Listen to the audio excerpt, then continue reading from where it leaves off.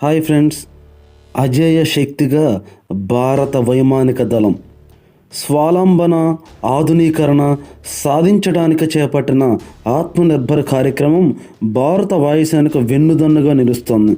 దాని పోరాట సామర్థ్యాన్ని ఇనుమడింపజేస్తోంది. విభిన్న జెట్ విమానాలు, హెలికాప్టర్ల బలగంతో ప్రాంతీయ అంతర్జాతీయ సవాళ్లను ధీటుగా ఎదుర్కొనే సత్తాను భారత వాయుసేన కనబరుస్తోంది. కొంతకాలంగా సరిహద్దుల్లో చైనాతో ఏర్పడిన ఘర్షణ పరిస్థితులు, రష్యా ఉక్రెయిన్ యుద్ధం నుంచి నేర్పిన పాఠాలు, గడించిన అనుభవాలతో మన వాయుసేన సరికొత్త పోరాట వ్యూహాలను రచించుకుంది. భారత వాయుసేన అమ్ముల పొదిలో Mirage 2000, Sukhoi 30 MKI, Jaguar, MiG, Tejas, Rafale యుద్ధ విమానాలు ఉన్నాయి. అత్యాధునిక తేలికపాటి హెలికాప్టర్ ధ్రువ్, బహుముఖ పోరాట విధులు నిర్వర్తించగల హెలికాప్టర్ ప్రచండ్, దాడి చేసే హెలికాప్టర్లో రుద్ర, అపాచీ, భారీ సామాగ్రిని తీసుకెళ్లగల చీనుక్ హెలికాప్టర్, రవాణా విమానాలైన C-17, C-295, C-130లను మన వాయుసేన సముపార్జించుకుంది. C-17, C-130 రవాణా విమానాలు ప్రపంచంలో ఏ మూలకైనా సైనికులను, యుద్ధ సామాగ్రిని తీసుకెళ్లగలవు. ఐరాస శాంతి పరిరక్షణ విధులు.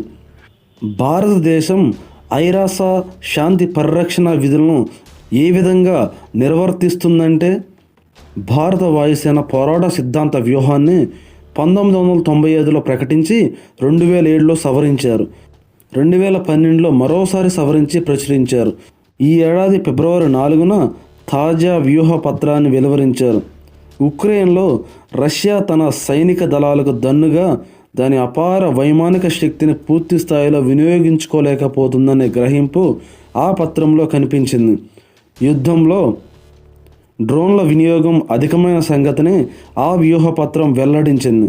సైబర్, ఎలక్ట్రానిక్, సమాచార యుద్ధ రీతులు, కృత్రిమ మేధ, హైపర్సోనిక్, లేజర్ ఆయుధాల ఆవశ్యకతను వాయుసేన పోరాట సిద్ధాంతంలో పొందుపరిచారు.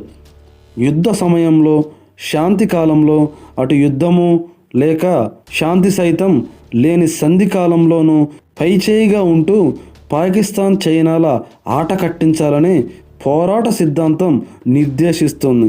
ఇలాంటి సంధికాలంలో దౌత్యపరంగా ప్రయత్నాలు సాగిస్తూనే మిత్ర దేశాల వాయుసేనలతో సమన్వయ సహకారాలను నెరపాలని వ్యూహపత్రం సూచిస్తుంది. గగనతలంతో పాటు అంతరిక్షంలోనూ దాడి చేసే సామర్థ్యాన్ని సాధించాలని పిలిపిస్తోంది. గడిచిన దశాబ్దంలో భారత వాయుసేన పోరాట సామర్థ్యం, పరిధి అపారంగా విస్తరించాయి. అన్ని సీమల్లో అది అనుభవాన్ని గడించింది. 1971లో పాకిస్తాన్లోని మైదాన ప్రాంత లక్ష్యాలపై వాయుసేన విరుచుకుపడింది. 1990లో కార్గిల్ పర్వత శిఖరాలపై, 2019లో పాక్ లోతట్టు ప్రాంతమైన బాలాకోట్లో విజయవంతంగా దాడులు చేసింది. 2020లో తూర్పు లద్దాఖ్లో చైనా కబ్జాదారులను ఎదిరించడంతో పాటు మన సరిహద్దు దళాలకు అన్ని రకాల సామాగ్రిని అందించి తోడ్పడటంతో వాయుసేన సామర్థ్యం అందరికీ తెలిసి వచ్చింది. నేడు భారత వాయుసేన తూర్పున మలక్కా జలసంధి నుంచి పశ్చిమాన ఎడెన్ సింధు శాఖ వరకు కార్యకలాపాలను నిర్వహించగలదు.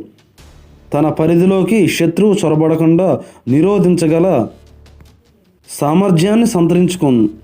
వాయుసేన యుద్ధ విమానాలు ఆకాశంలోని ఇంధనాన్ని నింపుకొని నిరాఘాటంగా 8 నుంచి 10 గంటలు ఎగరగలవు.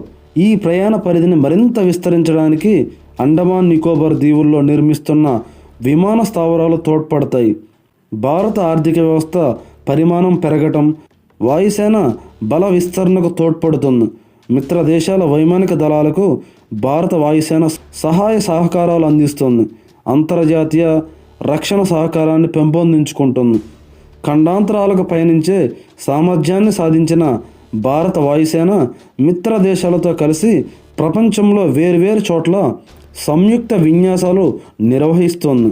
ఐక్యరాజ్య సమితి శాంతి పరిరక్షణ విధుల్లోనూ చురుగ్గా పాలు పంచుకుంటుంది.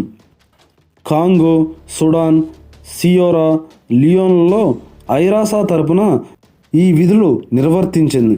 ప్రకృతి ఉత్పాతాలు సంభవించినప్పుడు హెలికాప్టర్ల ద్వారా బాధితులకు ఆహారం అందించడం, వారిని రక్షించడం వంటి విధులను సమర్థంగా నిర్వహిస్తుంది. యుద్ధ విమానాల కొరత. సంఖ్యాబలం పరంగా ప్రపంచంలో మూడో పెద్ద వైమానిక దళంగా నిలుస్తున్నప్పటికీ భారత వాయుసేన ప్రస్తుతం యుద్ధ విమానాల కొరతను ఎదుర్కొంటుంది. చైనా వద్ద 2000కు పైగా యుద్ధ విమానాలు ఉన్నాయి. పాకిస్తాన్ వద్ద 450 వరకు ఉన్నాయి. భారత వాయుసేనకు 700 విమానాలు మాత్రమే ఉన్నందువల్ల భవిష్యత్తులో ఈ రెండు శత్రు దేశాలను ఏకకాలంలో ఎదుర్కోవటం కష్టమవుతుంది. 2032 కల్లా మన వాయుసేన 42 స్క్వాడ్రన్లను సంతరించుకుంటుందని కేంద్రం భావిస్తున్న వాస్తవంలో మరికొన్నేళ్ళు ఆలస్యం కావచ్చు. ప్రస్తుతం మన వాయుసేనకు 31 యుద్ధ విమాన స్క్వాడ్రన్లు ఉన్నాయి. ఒక్కో స్క్వాడ్రన్లో 18 నుంచి 20 దాకా యుద్ధ విమానాలు ఉంటాయి. తేజస్ యుద్ధ విమానాల తయారీ అనుకున్నంత వేగంగా సాగకపోవటం, 114 బహుముఖ పోరాట విమానాల టెండర్ను ఇంకా ఖరారు చేయకపోవడం వంటివి దీనికి కారణాలు.